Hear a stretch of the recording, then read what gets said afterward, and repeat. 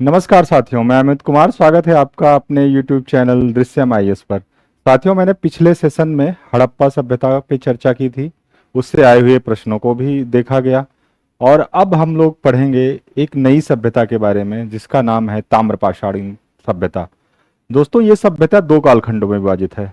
एक तो हड़प्पा सभ्यता के पहले का जो चाकोलिथिक एज है, ताम्रपाषाण युग है, उसको देखेंगे। और एक हड़प्पा सभ्यता के बाद जो विकसित हुई ताम्रपाषाणकालीन सभ्यता, उसको देखेंगे। ये दोनों सभ्यताएं बेसिकली इन्हीं से देखा जाए तो चाकोलिथिक एज से ही हड़प्पा सभ्यता निकली। इस ग्रामीण संस्कृति का जब विकास हुआ, व्यापार व्यवसाय बढ़ा, इसमें कृषि का अधिशेष उत्पन्न हुआ, तो हड़प्पा सभ्यता यहीं से निकली। और फिर जब हड़प्पा सभ्यता क्षीण होने लगी, उसका व्यापार व्यवसाय क्षीण हुआ, तो फिर से ही उस क्षेत्रों में और उसके बाद तो प्रवसन करके ये लोग आसपास के दूर के भी क्षेत्रों में उस ताम्रपाषाणिक सभ्यता के रूप में देखे गए। तो इनके बारे में हम पढ़ते हैं। अब इन दो कालखंडों की अगर हम बात करें, एक ये देखिए 3500 से लेके 2600 बीसी, ये जो काल है ये हड़प्पा सभ्यता के उद्भव के पूर्व का काल है। और ये है 2000 से लेके 700 बीसी, हड़प्पा सभ्यता जब पतन की तरफ बढ़ती है तब से लेके 700 बीसी तक का काल, जिनमें ये सभ्यता हमें देखने को मिलती है। देखिए, ये गांव है, ठीक। गांव से शहर का विकास हुआ, जो कि ये हड़प्पन सिविलाइजेशन थी। इसके बाद फिर जब इसका पतन हुआ, डिक्लाइन हुआ, तो फिर से ये गांव के रूप में, ताम्रपाषाणी संस्कृति के रूप में ये गांव दिखाई देते हैं।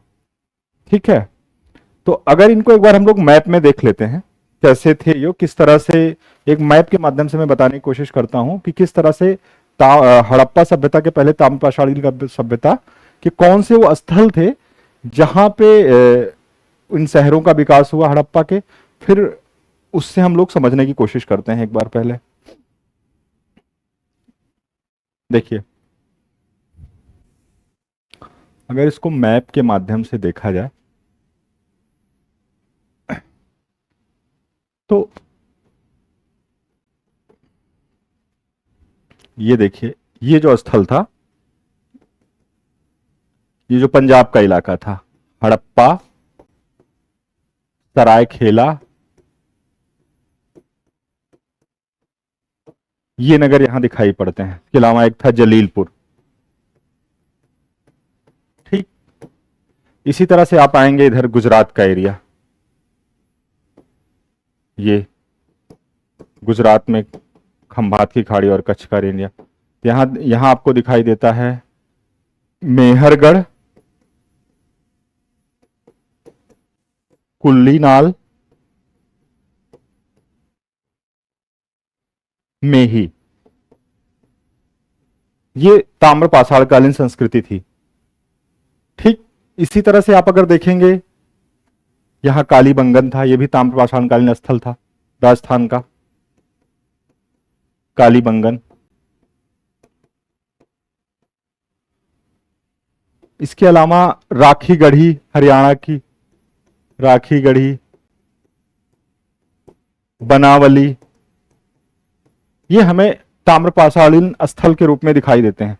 अब जब इनका सांस्कृतिक विसरण होता है, सांस्कृतिक विसरण के बाद हम देखते हैं किस तरह से इन्हीं स्थानों पे हड़प्पा के नगरों का विकास हुआ। ठीक है, देखिए यहां पे लोथल का विकास होता है, इन्हीं क्षेत्रों में लोथल, यहां इसका विकास होता है। इसी तरह से हड़प्पा नगर के रूप में यहां विकसित हो जाता है। कालीबंगन था ही, जो कि ताम्रपाषाण का स्थल था, अब यहां पे नगर के रूप में विकसित हो जाता है। राखी गढ़ी, बनावली, ये सारे स्थल आपको नगर के रूप में दिखाई देने लगते हैं जब हड़प्पा सभ्यता का विकास होता है, जो कि इसके पहले यहां पे ताम्रपाषाणकालीन ये बस्तियां हुआ करती थी। अब ये देखिए, जो ये मेहरगढ़ का इलाका था, यहाँ पे मेहरगढ़, कुल्लीनाल, इन सब जगहों पे आपको लोथल, सुरकुटजा जैसे नगर दिखाई देंगे। ठीक है, तो इस तरह से उन्हीं क्षेत्रों में, जिन क्षेत्रों में ताम्रपाषाणकालीन बस्तियां थी, जब उनका व्यापार व्यवसाय, कृषि अधिशेष बढ़ा, कृषि अधिशेष से व्यापार व्यवसाय बढ़ा, व्यापार व्यवसाय आंतरिक, ये लोग एक दूसरे से आपस में जुड़े ही थे व्यापार के माध्यम से। इसके अलावा इन्होंने बाहर के क्षेत्रों से भी व्यापार शुरू किया, जैसे राजस्थान के खेतड़ी से तांबा की प्राप्ति होती थी, अफगानिस्तान से ये लोग व्यापार करते थे। तो इस तरह से बहुत सारे स्थल एक दूसरे से जुड़े और नगरों का विकास हुआ। अब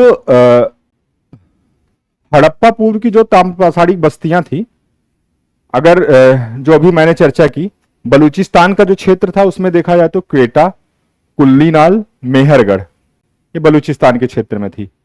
सिंध में थी आमरी, कोटदीजी। पंजाब में थी हड़प्पा, सरायखोला, जलीलपुर।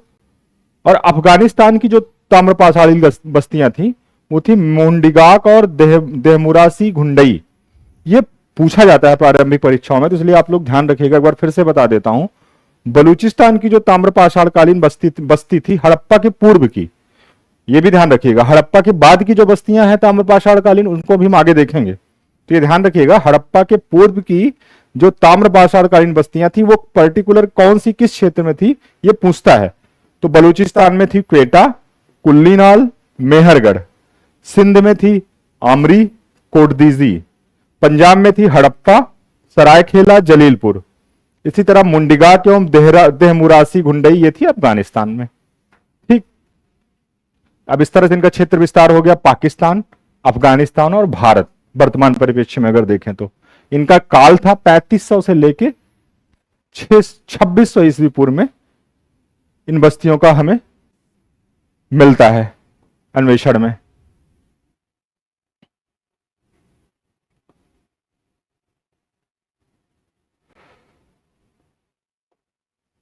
देखिए, भारत की जो ताम्रपाषाणी बस्तियां थी, इसमें कालीबंगा, राखीगढ़ी, बनावली, ये तीन बड़े नगर के रूप में आपको दिखाई देते हैं हड़प्पा के काल में।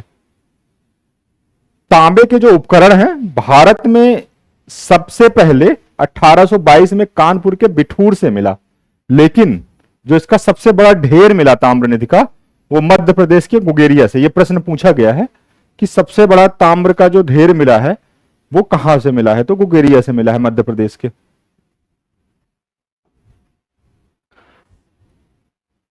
ठीक, हड़प्पा बाद की जो ताम्रपाषाणी बस्तियां हैं, ये हड़प्पा क्षेत्र से, कुछ तो हड़प्पा क्षेत्र में ही रही, जैसे राजस्थान का जो क्षेत्र है। उसके अलावा बहुत सारी बस्तियां, जैसे आप देखिए मध्य प्रदेश, ये हड़प्पा कालीन स्थल यहां पे आपको नहीं मिलेंगे। महाराष्ट्र में अगर दैमाबाद को छोड़ दिया जाए तो हड़प्पा कालीन स्थल नहीं है यहां पे ताम्रपाषाणकालीन संस्कृतियों के। ठीक, लेकिन वही हड़प्पा वासी जब हड़प्पा की नगरी सभ्यता का पतन हुआ तो वहां से थोड़ा सा ये प्रव्रजन करके आसपास के क्षेत्रों में विस्तृत हुए और वहां पे फिर से इन्होंने उसी ताम्रपाषाणी संस्कृति का, सभ्यता का विकास किया जब नगरों का पतन हुआ। तो उसमें जैसे राजस्थान का अगर आप क्षेत्र देखेंगे तो राजस्थान में बनास नदी का क्षेत्र है, अहार, बालाथल और गिलुंद, ये तीन महत्वपूर्ण क्षेत्र हैं। ये बनास नदी घाटी में विकसित हुआ था। राजस्थान की बनास नदी घाटी है जहां पे आहार संस्कृति विकसित हुई राजस्थान की। इसके महत्वपूर्ण स्थल हैं आहार, बालाथल, गिलुंद। गिलुंद जो है ये चित्तौड़गढ़ में है, पकी ईंटों के साक्ष्य मिले हैं। यद्यपि कि ताम्रपाषाणी सभ्यता में आप ज्यादातर कच्ची ईंटों का प्रयोग देखेंगे, परंतु गिलुंद ऐसा प्लेस था, ऐसा स्थल था, ऐसी साइट्स थी जहां से पके ईंट मिले हैं। तो यह प्रश्न भी आया हुआ है कि कौन सी ताम्रपाषाणी बस्ती है जहां से पकी ईंटों के साक्ष्य मिले हैं, तो ये ध्यान रखिएगा। इसके बाद हम देखते हैं ये मालवा संस्कृति जो कि मध्य प्रदेश में विकसित हुई। इसके महत्वपूर्ण स्थल हैं रण, महेश्वर, कायथा, नावदा टोली और नागदा। ये मध्य प्रदेश के महत्वपूर्ण ताम्रपाषाणी बस्तियां हैं। प्रश्न पूछा जाता है कौन सी बस्ती किस ताम्रपाषाणी संस्कृति से संबंधित है, तो ये आपको याद रखना पड़ेगा कि कौन कौन सी ऐसी बस्तियां हैं जो कि मालवा संस्कृति की हैं, कौन सी ऐसी बस्तियां हैं जो कि आहार संस्कृति की हैं, और कौन सी ऐसी बस्तियां हैं जो कि जोरवे संस्कृति की है। जोरवे संस्कृति है, ये महाराष्ट्र में विकसित हुई थी। जो महाराष्ट्र का क्षेत्र है, यहां पे आपको देखिए ये इसके महत्वपूर्ण स्थल है दायमाबाद, इनाम गांव, नासिक। ठीक, तो एक तो ये पूछा जाता है कि पर्टिकुलर कौन सी बस्ती किस ताम्रपाषाणी संस्कृति में मिली, तो आप इन सारे नामों को अच्छे से याद कर लीजिएगा। अब कुछ प्रश्न ऐसे बनते हैं कि फला बस्ती, जैसे कि दायमाबाद है, यहां से एक कांसे की बैल की प्रतिमा मिली है, ये बहुत बार पूछा गया है। तो कौन सी ऐसी बस्ती है ताम्रपाषाण की कि जहां से कांसे की बैल की प्रतिमा मिली है, तो वो दायमाबाद है। इसी तरह से पूछ लिया जाता है कि किस संस्कृति के मृदभांड सबसे बेहतर थे, तो मालवा संस्कृति के जो मृदभांड थे वो सबसे बेहतर थे। अन्य अभी कुछ इसके जो साइड्स हैं वो कहां से क्या मिला है, किस लिए वो महत्वपूर्ण है, उसको भी देखते हैं हम लोग। बालाथल, अभी हम लोगों ने पढ़ा था, ये बालाथल जो है आहार संस्कृति का, बनास नदी घाटी का एक महत्वपूर्ण स्थल है। तो ये पूछा गया है कि बालाथल की खोज किसने की थी। बालाथल की खोज वीएन मिश्र ने की थी। यह आहार संस्कृति का स्थल है, बालाथल आहार संस्कृति का स्थल है, राजस्थान में है, जिसकी खोज वीएन मिश्र ने की थी। ठीक, कायथा, यह मालवा संस्कृति का प्रमुख स्थल है, जैसा कि भी मैंने दिखाया था साइट्स में। खोज वीएस वाकड़कर कर रहे हैं। उज्जैन के निकट काली सिंध नदी के तट पर है ये। समस्त ताम्रपाषाणी में सबसे श्रेष्ठ इसके मृदभांड हैं। मालवा संस्कृति के मृदभांड सबसे श्रेष्ठ हैं, और उस मालवा संस्कृति में ये जो कायथा में मृदभांड मिले हैं वो सबसे बेहतर हैं। यहां से कायथा से जो मृदभांड मिले हैं वो सबसे बेहतर मिले हैं। ठीक, नौदा तोली, यह भी मालवा संस्कृति का ही है। मालवा संस्कृति का यह भी एक महत्वपूर्ण स्थल है। यह मध्य प्रदेश के खरगोन में स्थित है। इसका जो उत्खनन है वो एचडी संकालिया ने कराया था। सबसे किसी अगर ताम्रपाषाणी का स्थल की सबसे विस्तृत खुदाई हुई है तो नौदा तोली है, एक महत्वपूर्ण ताम्रपाषाणी का स्थल है। ठीक, अब देख लेते हैं जो महाराष्ट्र में विकसित हुई जोरवे संस्कृति, इसके प्रमुख स्थलों को। तो जोरवे संस्कृति के प्रमुख स्थल हैं जोरवे, निवासा, चंदोली, प्रकाश, इनाम गांव, दायमाबाद, बहाल एवं सोनगांव, ये इसके प्रमुख स्थल हैं। टोटीदार और नौतली बर्तन इस संस्कृति की प्रमुख विशेषता है। जो जोरवे संस्कृति है, जोरवे संस्कृति की विशेषता है प्रमुख, जोरवे संस्कृति की प्रमुख विशेषता है टोटीदार, नौतली मृदभांड की।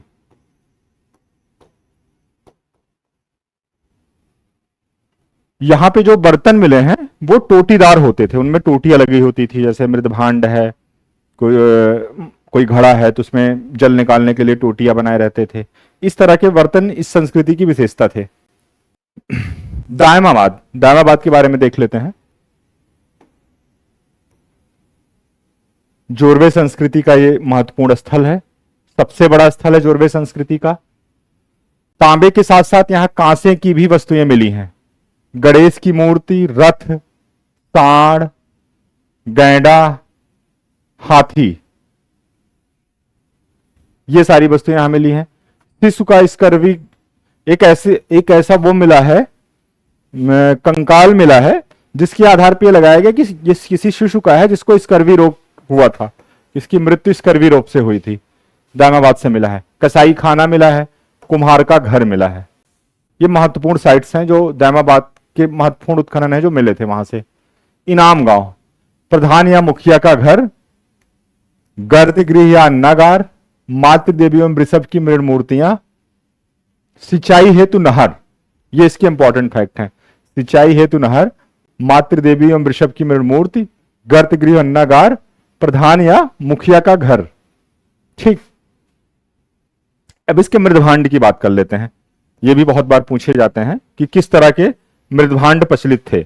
तो ताम्र पाषाणिक काल में जो सामान्य तौर पर प्रचलित मृदभांड था वो था काला या लाल, लाल काला बोलेंगे, काला या लाल मृदभांड। ये सामान्य तौर पर प्रचलित था सर्वाधिक रूप से। NBPW से बोलेंगे,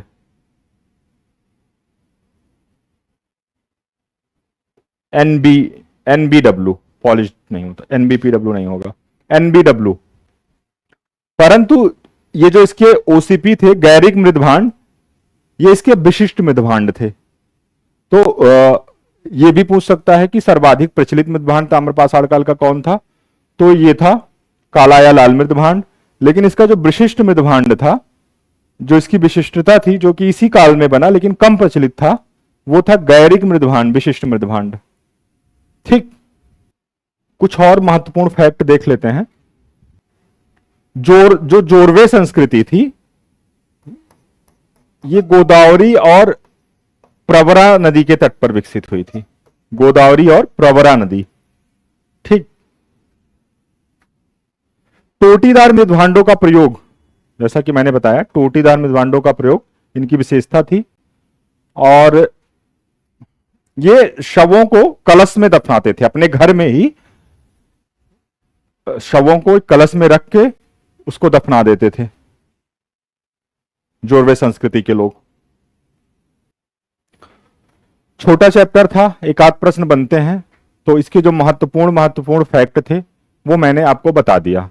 अब अगर इनकी कुछ और विशेषताएं भी पूछ लेते हैं, इनका आवास कैसा होता था, रहन सहन, अगर इस तरह से कभी प्रश्न बनता है उदाहरणात्मक, तो ये मतलब नगरीय सभ्यता नहीं थी। तो इनका जो आवास भी होता था वो ग्रामीण कच्चे मकान घास फूस के बने हुए। और इसके अलावा ये पशुओं को अगर पालते भी थे तो पशुपालन दुग्ध उत्पादन के लिए कम करके ये मांसाहार के लिए ज्यादा करते थे।